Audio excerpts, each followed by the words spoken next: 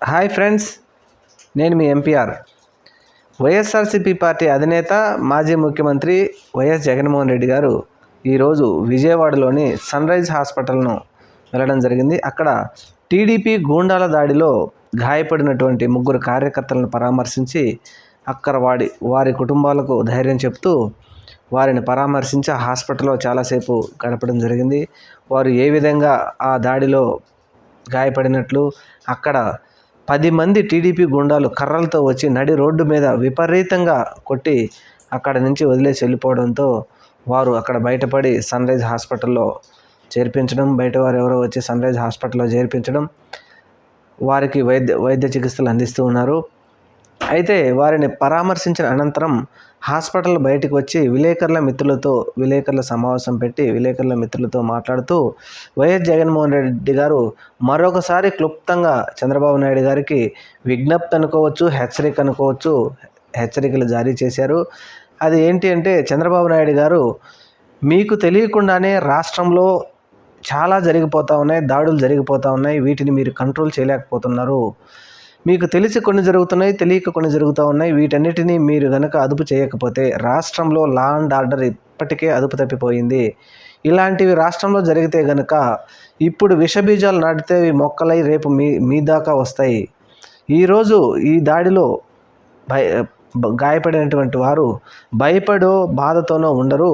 వారి కసి పెంచుకుంటే కనుక ఆ కసిలో నుంచి వచ్చే కక్షే రేపు 5 సంవత్సరాల తర్వాత అధికారం మారితే అప్పుడు మేము చెప్పినా కూడా మా కార్యకర్తలు ఆగరు. అందువలన ఇలాంటి వాటిని మీరు ఎట్టి పరిస్థితుల్లోనూ ప్రోత్సహించవద్దు. లా అండ్ ఆర్డర్ని మీరు అదుపు చేయాలి.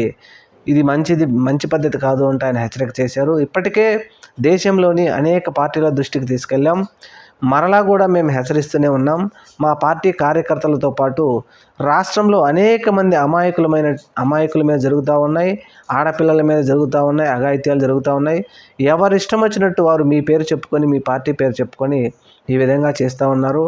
ఇది కనుక మీకు తెలిసి మీరు కావాలి, పేద ప్రజలకు మనం 2024 సార్వత్రిక ఎన్నికల్లో ఇచ్చిన హామీలను నెరవేర్చాలంటే ప్రతి ఒక్కరూ రోడ్డు మీదకి వచ్చి మనల్ని అడుగుతారు. అలా నెరవేర్చకుండా ఉండాలంటే పేద ప్రజలను భయంతో మనం బెదిరిస్తే మనల్ని అడక్క ఉంటారని చెప్పేసి మీరు కనుక అనుకొని ఇలాంటి చర్యలను కనుక ప్రోత్సహిస్తే ప్రజలు ఎప్పుడూ భయపడకుండా దానిని కసిగా పెంచుకుంటే కనుక దానివలన అనేక ప్రమాదకర చర్యలు జరుగుతాయి.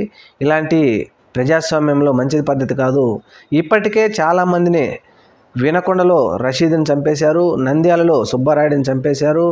తర్వాత చాలా చోట్ల మా కార్యకర్తలందరినీ కొన్ని వేల మంది కార్యకర్తల్ని, మా ఆస్తుల్ని, ప్రభుత్వ ఆస్తుల్ని, ప్రైవేట్ ఆస్తుల్ని ఈ విధంగా ధ్వంసం చేస్తున్నారు. ఇప్పటికైనా మీరు కళ్ళు తెరవాలి. అలాగే గవర్నర్ గారు సుప్రీంకోర్టు జస్టిస్గా కూడా పనిచేశారు. ఆయన ఆ గవర్నర్ గారు కానీ, ప్రధానమంత్రి గారు కానీ అందరినీ మేము విజ్ఞప్తి అడుగుతూ ఉన్నాం. మీరందరూ ఒకసారి రాష్ట్రం వైపు చూడండి అని చెప్పేసి మేము అడుగుతూ ఉన్నాం. అలాగే మరొకసారి మేము రాష్ట్రంలో ఉన్న ప్రతి పార్టీ దృష్టికి తీసుకెళ్తాం, దేశం దృష్టికి కూడా తీసుకెళ్తాం. అలాగే శుక్రవారం రోజు మా పార్టీ కార్యకర్త నంద్యాలలో చనిపోయినటువంటి సుబ్బారాయుడు ఆ కుటుంబాన్ని పరామర్శించడానికి వెళ్తున్నాము. ఇలాంటి చర్యలు ఇంకా రాష్ట్రంలో ఆపేయాలని చెప్పేసి చంద్రబాబు నాయుడు గారికి హెచ్చరిక చేశారు. మరి చంద్రబాబు నాయుడు గారు ఇవి ఆపేస్తారా లేదా అంటే రాబోయే రోజుల్లో చూడాలా. Thank you. మన ఛానల్ని మాత్రం తప్పకుండా సబ్స్క్రైబ్ చేయండి. అంతకంటే మించి లైక్ చేయండి, కామెంట్ చేయండి, షేర్ చేయండి. Thank you.